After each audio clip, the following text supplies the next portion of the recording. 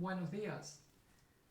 Gracias por abrirnos las puertas de sus hogares en este día de Domingo de Ramos. Hoy empezamos lo que en el calendario cristiano se llama la Semana Santa y les damos a ustedes la bienvenida y las gracias por permitir que nosotros lleguemos a sus hogares con una nueva exposición de la palabra de Dios. Contentos de poder comunicarnos a través de esta tecnología y contentos de que la mano de Dios nos haya protegido en esta semana que terminó y con la expectativa puesta en la semana que empieza. La palabra del Señor dice en el Salmo 118: este es el día en que el Señor actuó, regocijémonos y alegrémonos en él. Señor, danos la salvación. Señor, concédenos la victoria. Bendito el que viene en el nombre del Señor. Gracias, Padre. Bendito seas y bendito el que viene en el nombre tuyo. Bendito sea nuestro Señor Jesucristo. Te exaltamos en esta mañana. Te damos gracias, Señor, por el cuidado personal, individual y específico que tienes en nuestras vidas. Y te damos gracias, mi Dios, porque podemos juntos recordar todos estos acontecimientos que ocurrieron en aquella semana, la última de vida de nuestro Señor Jesucristo. Te adoramos a través de esta exposición de la palabra, te exaltamos tu nombre y te bendecimos en Cristo Jesús. Amén y amén. Vamos a abrir las Biblias. Por favor, les pido que ubique el Evangelio de Juan. Juan es el cuarto Evangelio en el Nuevo Testamento. Ubique el capítulo 12. Voy a leer de los versículos 12 al 19 y empiezo de la siguiente manera. Juan 12, del 12 al 19. Al día siguiente, la noticia de que Jesús iba camino a Jerusalén corrió por toda la ciudad. Una gran multitud de visitantes que habían venido para la Pascua tomaron ramas de palmera y salieron al camino para recibirlo. Gritaban: alabado sea Dios, bendiciones al que viene en el nombre del Señor. ¡Viva el Rey de Israel! Jesús encontró un burrito y se montó en él. Así se cumplió la profecía que dice: no temas, pueblo de Jerusalén. Mira, tu rey ya viene montado en la cría de una burra. Sus discípulos no entendieron en ese momento que se trataba del cumplimiento de la profecía. Solo después de que Jesús entró en su gloria se acordaron de lo sucedido y se dieron cuenta de que esas cosas se habían escrito acerca de él. Muchos de la multitud habían estado presentes cuando Jesús llamó a Lázaro de la tumba y lo resucitó de los muertos, y se lo habían contado a otros. Por eso, tantos salieron a recibir a Jesús, porque habían oído de esa señal milagrosa. Entonces los fariseos se dijeron unos a otros: ya no hay nada que podamos hacer. Miren, todo el mundo se va tras él. Bendita, poderosa y siempre presente es la palabra de nuestro Señor.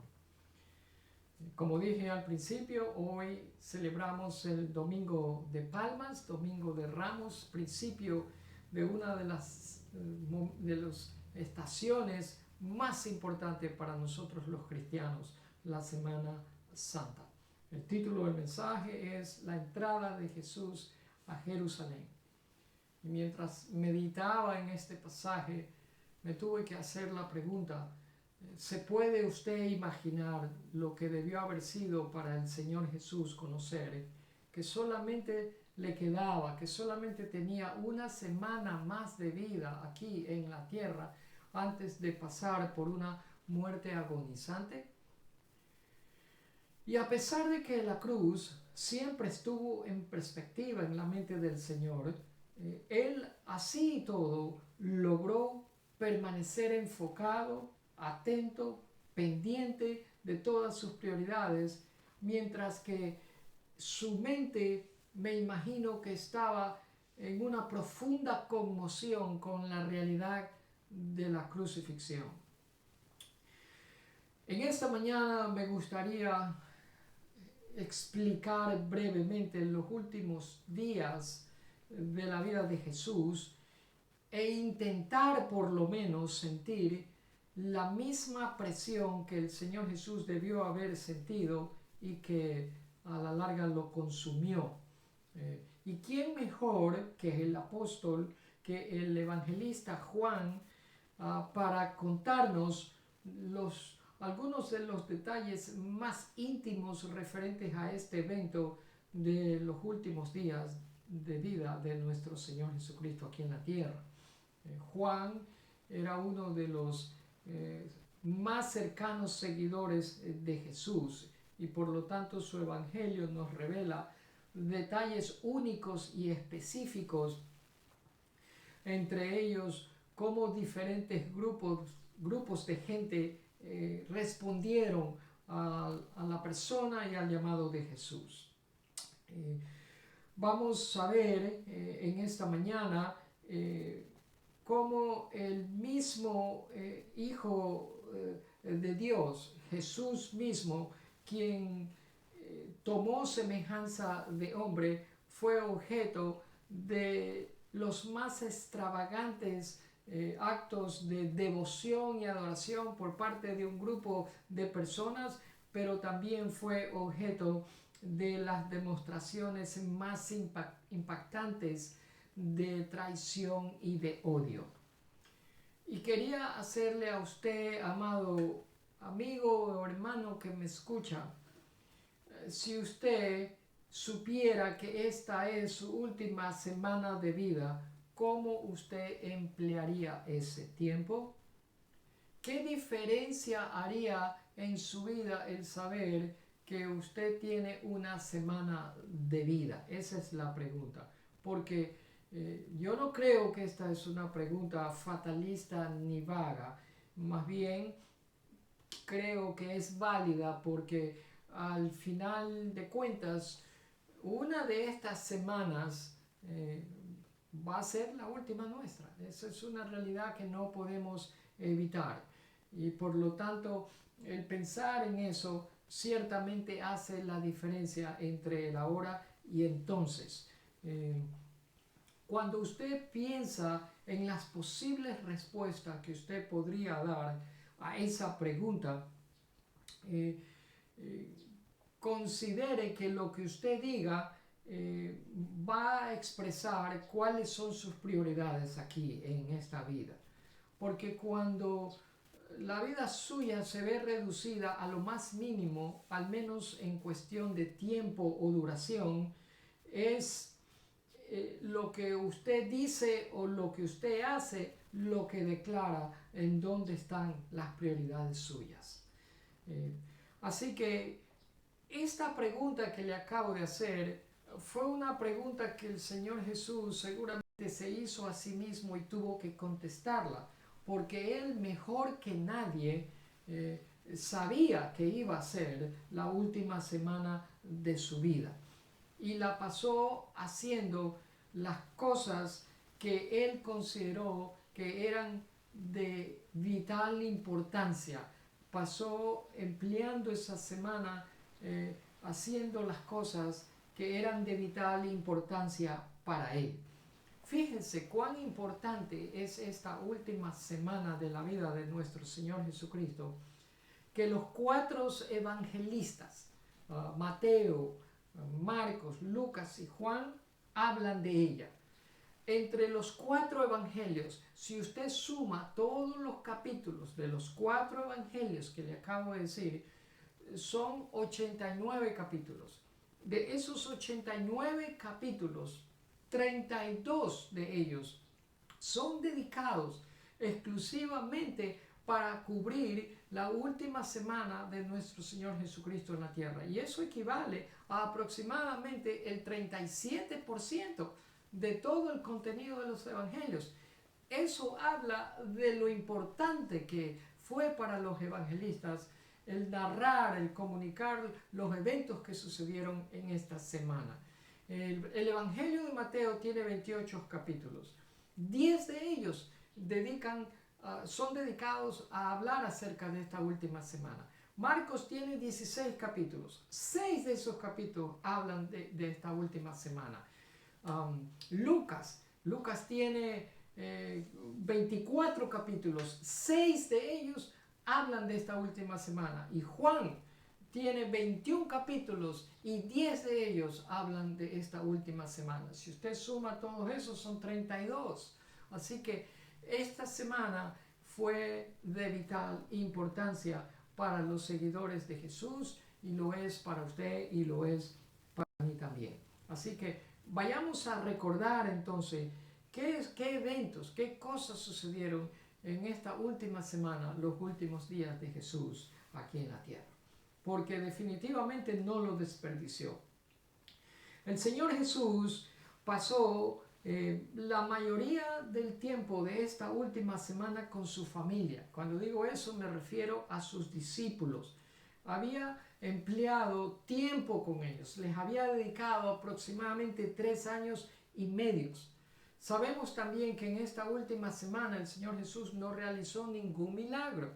El último milagro que el Señor Jesús hizo fue la resurrección de Lázaro. Y también sabemos que el Señor Jesús no hizo ningún viaje, se quedó en las afueras de Jerusalén o en Jerusalén, pero no se dirigió a ninguna otra parte durante esta semana. Así que vamos a ver cronológicamente qué es lo que nos dicen las Escrituras para que podamos tener una idea de cómo el Señor Jesús empleó el tiempo de sus últimos días aquí en la tierra.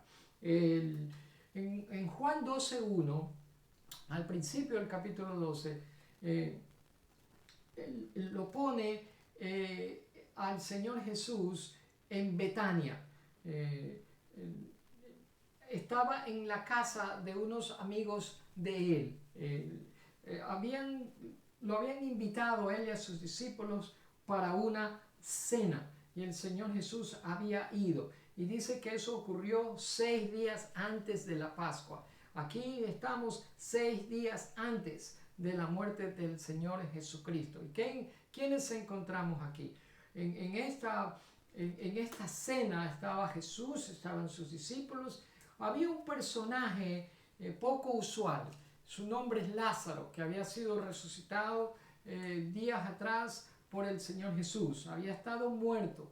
4 días llevaba muerto, y el Señor Jesús lo regresó a la vida de la muerte. También vemos que Marta, una de las hermanas de Lázaro, estaba sirviendo, preparando los alimentos. También nos damos cuenta que su hermana María estaba ahí.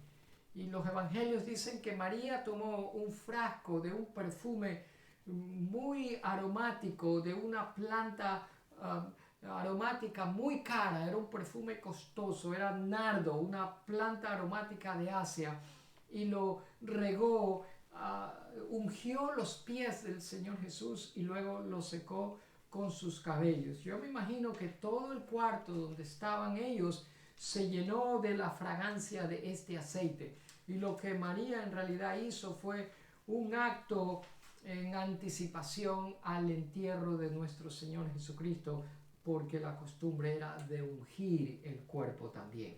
Luego, en Juan 12, mismo Juan 12, que estamos, pero en el versículo 12 dice, al día siguiente ¿de qué? Al día siguiente de lo que acabo de decir, de la cena.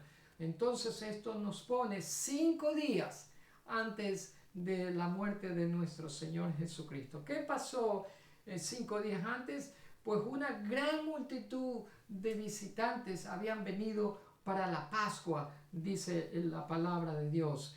Y ya vamos a ver qué hizo esta gran multitud. Luego en Juan 12, seguimos en Juan 12, 20 y 21, dice que algunos griegos que habían ido a Jerusalén para celebrar la Pascua hicieron una visita a Felipe y Andrés también, dice otro evangelista, que era de Betsaida de Galilea, y le dijeron, Señor, queremos conocer a Jesús. Aquí no se nos dice en Juan qué día ocurrió esto, pero si usted lee este mismo evento en los otros 3 evangelios, se da cuenta que la armonía de los 4 evangelios pone esta visita de los griegos 4 días antes de la muerte de nuestro Señor Jesucristo. Fíjese usted. Así que estamos bastante cerca ya de la muerte de nuestro Señor Jesucristo. Versículo 9 de Juan 12 dice que mucha gente de los judíos se enteró de que él estaba allí. ¿Allí dónde? En la casa de Lázaro, Marta y María, en la cena que lo habían invitado en Betania. Llegaron ahí, no solamente para ver a Jesús, sino que llegaron para ver a Lázaro, que había sido levantado de los muertos. Fíjese usted, Lázaro era la noticia del día. Lázaro era el hombre del momento, porque mucha gente quería verlo y mucha gente quería hacerle preguntas. Lázaro fue un instrumento usado por Dios para atraer a mucha gente al conocimiento salvador de Jesucristo. Por eso es que el versículo 10 y 11 que dice que los judíos no solamente querían matar al Señor Jesucristo, sino que también querían matarlo a Lázaro. Y esto nos dice que Dios va a utilizar a cualquiera y cualquier circunstancia en la cual Él se deleite para propagar la causa de nuestro Señor Jesucristo. Y le digo esto porque hoy en día mucha gente lucha con esto de que creen que Dios no los está utilizando a ellos simplemente porque o no predican o no enseñan y viven con ese sentimiento de culpabilidad.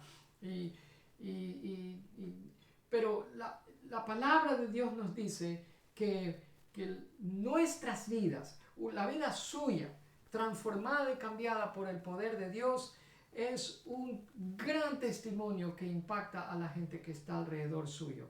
Y las palabras que usted dice, esas palabras sabias y bien escogidas, son causa para que el Evangelio de nuestro Señor Jesucristo sea compartido también. Así que de una u otra manera usted va a ser usado. Lázaro, con solo vivir, sin abrir la boca, fue una causa para que el Evangelio de nuestro Señor Jesucristo sea divulgado. Y nosotros, cualquiera de nosotros puede ser utilizado por Dios para ellos.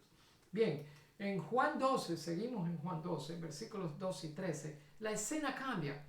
Juan va de un cuarto en Betania, la casa de Lázaro y sus hermanas, lleno de gente, a calles de Jerusalén que también estaban llenas de gente. Yo no sé si usted ha visto alguna vez el 1 de enero de cada año el desfile de las rosas en Pasadena. Son carros y carros alegóricos, muchos de ellos, y la gente está en ambos lados de las calles regocijándose con el desfile que está ocurriendo porque los carros están hechos de rosas. Es una hermosa escena, pero quiero que usted vea y se imagine la escena que nos está narrando el apóstol Juan. Los otros 3 escritores de los evangelios también contribuyen con otros detalles y cuando unimos todos los detalles tenemos un cuadro completo. Nos dicen que las multitudes estaban hechas, la gente que salió a las calles a dar la bienvenida y a recibir al Señor Jesús estaba compuesta de gente que había presenciado, habían sido testigos oculares de la resurrección de Lázaro, y también otro grupo habían oído de la resurrección de Lázaro, se los habían contado. Esos eran los 2 grupos de gente, de personas que salieron a las calles a recibir al Señor Jesús. Las calles estaban llenas de gente. Eso no era poco común, eso no era poco usual en Jerusalén porque siempre había un gran tránsito de gente, porque era muy concurrida Jerusalén. Pero lo que sí era poco usual, lo que sí era poco común, la manera como el Señor Jesús entró en Jerusalén.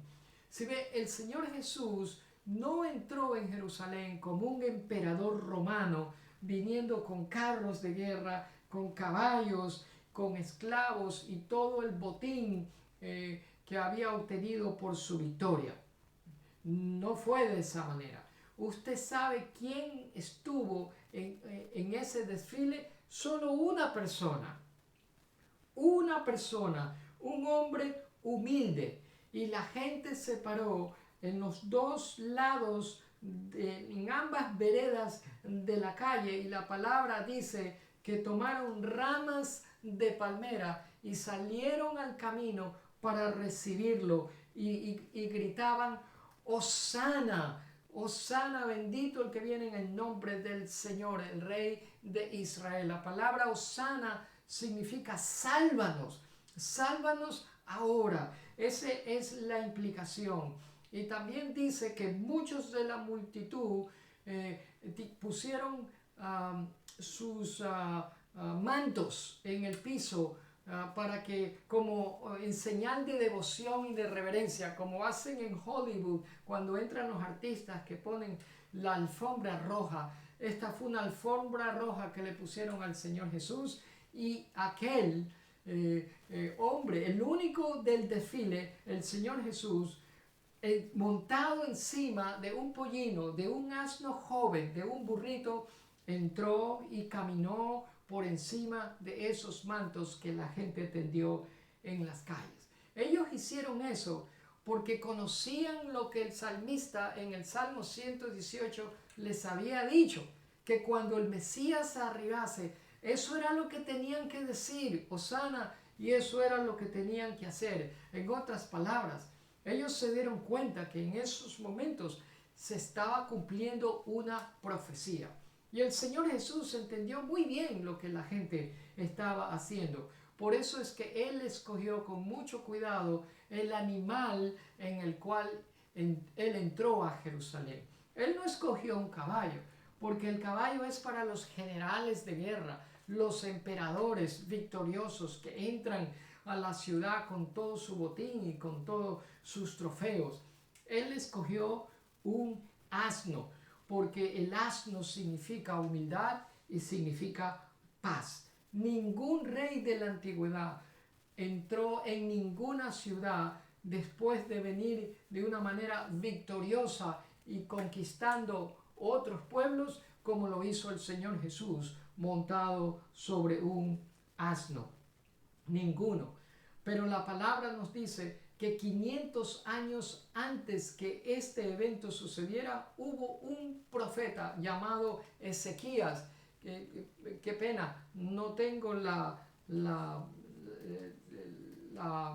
aquí está, Zacarías. Zacarías 9:9 dice que alégrate mucho, oh hija de Sión, da voces de júbilo, oh hija de Jerusalén. He aquí tu rey viene a ti justo y victorioso, humilde y montado sobre un asno, sobre un borriquillo, hijo de asna. Fíjense usted, encaja perfectamente en lo que el Señor Jesús está haciendo. Ahora, los fariseos, los líderes religiosos y los escribas, los maestros de la ley, enseñaban a los judíos que cuando el Mesías venga lo iba a hacer del cielo montado sobre un caballo blanco. Pero el Señor Jesús no vino de esa manera. El Señor Jesús vino como un bebé envuelto en unos trapos y nació en un inmundo pesebre detrás de un insignificante mesón. Su madre fue una joven judía adolescente y desde que nació el mundo lo consideró como un hijo ilegítimo. La palabra de Dios nos dice esos detalles. Fíjense usted, lo que aquí vemos y les acabo de mencionar es un extraño conjunto de paradojas, de contradicciones, que del rey se digan esas dos cosas. Sin embargo, eso no es tanto lo que me sorprende. ¿Sabe qué es lo que es verdad sorprendente? Que a pesar de que el Señor Jesús no encajaba en la imagen de un rey, porque los reyes no eran como el Señor, aún así grandes multitudes le seguían. Por eso es que los fariseos dijeron en el versículo 19, ya no hay nada que podamos hacer. Miren, todo el mundo se va tras él.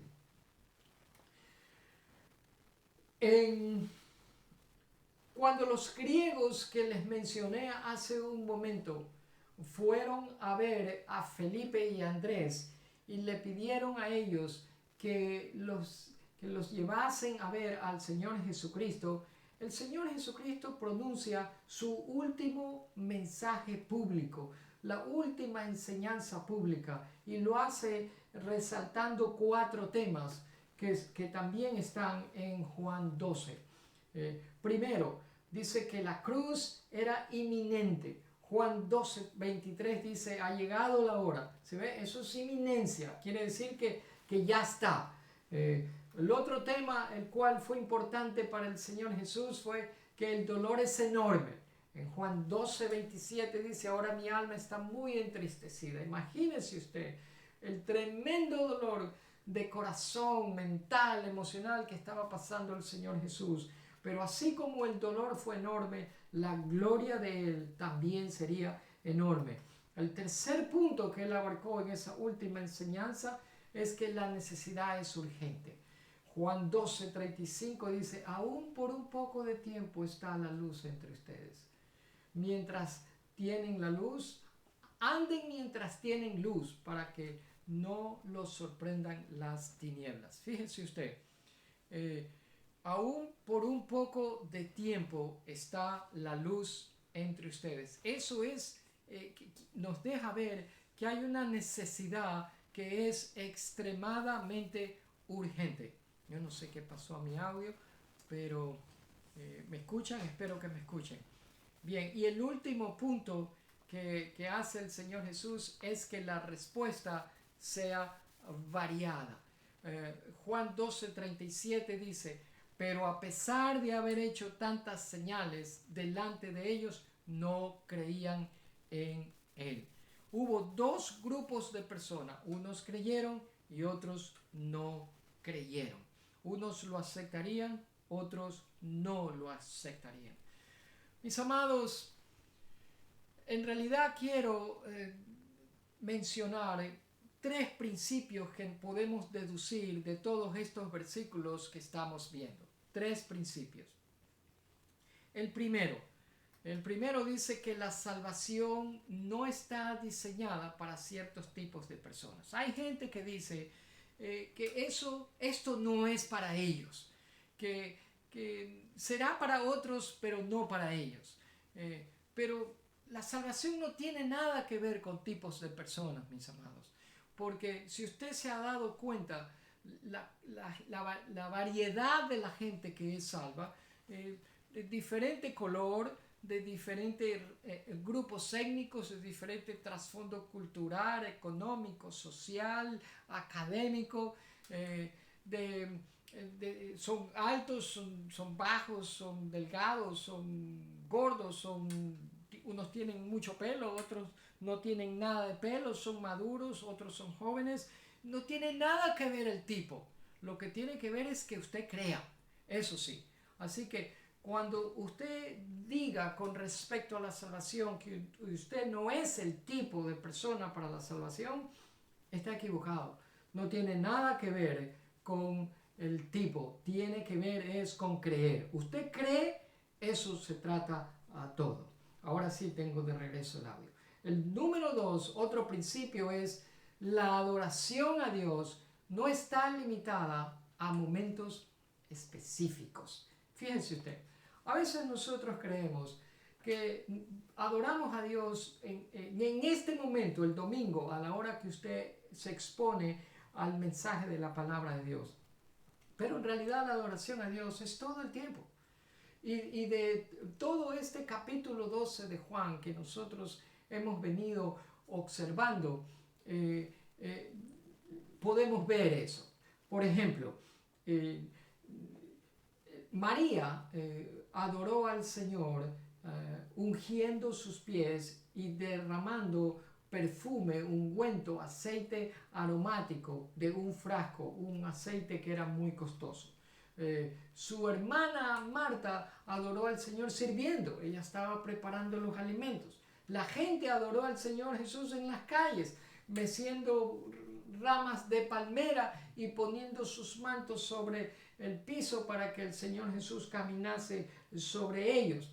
Los griegos adoraron, aunque sea por curiosidad, por querer ver al Señor. Felipe y Andrés adoraron sirviendo a los griegos y llevando gente al conocimiento del Señor de Jesucristo. ¿Qué nos enseñan estos adoradores? Pues usted lo puede ver, que la adoración no se limita a un momento específico en la semana, sino que se limita a nada. Usted adora a Dios en cualquier momento y en cualquier lugar. Perdone, estamos teniendo problemas con el audio de nuevo. Y el último punto que quiero decir es que el cristianismo no se implementa sobre términos egoístas. Mi amado amigo que usted me escucha, usted lea este último punto en Juan 12, del 24 al 26. No tengo tiempo para elaborarlo, pero lo que sí le digo es que en esos versículos de Juan 12, del 24 al 26, nos dice el Señor Jesús cómo espera que usted y yo tenemos que vivir. Y nos dice que si usted quiere guardar, la mejor manera para guardar es dando. Y si usted quiere terminar sin nada, no hay nada para ti, es guardando. Porque cuando usted quiere guardar, usted termina sin nada, porque a la larga todo lo que guarda se daña. Ese es el punto que quiere hacer el Señor. Usted quiere grandeza, quiere ser grande, el Señor dice tienes que servir. Si ve, todas estas cosas, el dar, el servir y el darse uno mismo, van en contra de nuestra naturaleza humana. Pero yo le pregunto a usted, ¿qué quisiera experimentar? Pues tiene dos opciones. El verdadero gozo que usted recibe cuando da o el vacío que usted obtiene cuando guarda. Eso es la explicación que el Señor Jesús nos da al último. Mis amados, el Señor Jesús entró a Jerusalén y lo hizo de una manera humilde, montado sobre un burrito. Gente, unos creyeron y otros no. Yo no puedo ser capaz de enfrentar el día en que yo voy a dejar esta tierra. Yo no puedo enfrentar el último día de mi vida a menos que lo enfrente con el Señor Jesucristo. Porque la seguridad mía no descansa en mí, sino que descansa en el Señor Jesucristo. Y esa es la única manera que me va a capacitar a mí para enfrentar el último día de mi vida aquí en la tierra. Y yo no sé, y con esto termino, qué es lo que va a tomar para que usted tome esa decisión. Bendito sea el Señor si usted es de esas personas que no necesita que suceda ningún evento traumático para que usted tome esa decisión. Y que no sea necesario que tengamos que pasar por nada de eso para nosotros volver nuestros ojos al Señor Jesús y tomar esa decisión de recibir el regalo gratuito y merecido de la vida eterna para nosotros y de esa manera asegurar nuestro futuro eterno. Incline su rostro para orar, por favor. Quiero decirles que nunca juego con las emociones de nadie. Pero tengo que admitir que las emociones son parte de cómo Dios nos hizo y es imposible hacer decisiones de vida o muerte sin envolver las emociones. La muerte puede ser algo hermoso o terrible dependiendo si usted ha confiado en el Señor Jesucristo o no. Por eso le digo que no lo postergue, hágalo ahora. Entregue su corazón y vida al Señor. Y dígale, Señor y Dios Jesucristo, soy un pecador que tiene pánico a morir sin ti. No estoy listo. Ven a mi corazón para poder asegurar mi futuro eterno en ti. esa simple oración garantiza su futuro eterno. Señor, te damos gracias porque eres un Padre fiel y confiable. Qué Padre tan fiel y confiable nosotros tenemos en ti, Señor. Gracias por aceptarme y amarme tal como soy. Gracias por llamarme a una vida de obediencia y darme a Jesús como mi Salvador y al Espíritu como mi guía. Igual que María, me entrego todo a ti para adorarte y para honrar a tu Hijo, nuestro Señor Jesucristo, quien dio, entregó todo por mí y por cada uno de los que creen en Él. Bendito seas, Señor. Gracias porque podemos dirigirnos a ti, acercarnos al trono tuyo en este momento. Gracias al sacrificio de nuestro Señor Jesucristo en la cruz. Él lo hizo posible. Señor, empezamos esta semana poniendo nuestras vidas en tus manos y todas aquellas preocupaciones y circunstancias por las que estamos pasando, te las entregamos a ti. Te confiamos la vida nuestra y de cada uno de nuestros seres queridos. Te pedimos que obres tu perfecta voluntad en nosotros. Clamamos por tu protección, por tu ayuda, por tu auxilio, por tu provisión, por tu cuidado, por tu misericordia, por tu compasión, por tu sanidad, por tu presencia. No queremos ir a ningún lado a menos que tú también vayas con nosotros. Cúbrenos con el escudo de salvación. Que tu mano derecha nos sostenga. Que tu bondad nos haga prosperar. Despeja el camino para que nuestros tobillos no resbalen. Bendito y alabado sea el nombre del Señor. Gracias te damos por escucharnos, por inclinar tu oído, por atender nuestra súplica, por conceder lo que te hemos pedido. Te honramos y te bendecimos y te damos gracias. En el nombre de Jesús. Amén. Amén. Los que están escuchando también dicen amén y amén. Que disfruten este Domingo de Ramos y que meditemos durante toda esta semana en todos esos acontecimientos que pasaron durante todos esos días que precedieron a la muerte de nuestro Señor Jesucristo. Compartan el enlace con las personas que usted conoce y con la ayuda de Dios esperamos verlos a ustedes el próximo servicio en donde estaremos celebrando la gloriosa resurrección de nuestro Señor Jesucristo y venciendo la muerte. Mi esposa y yo les deseamos una excelente semana y los bendecimos desde aquí.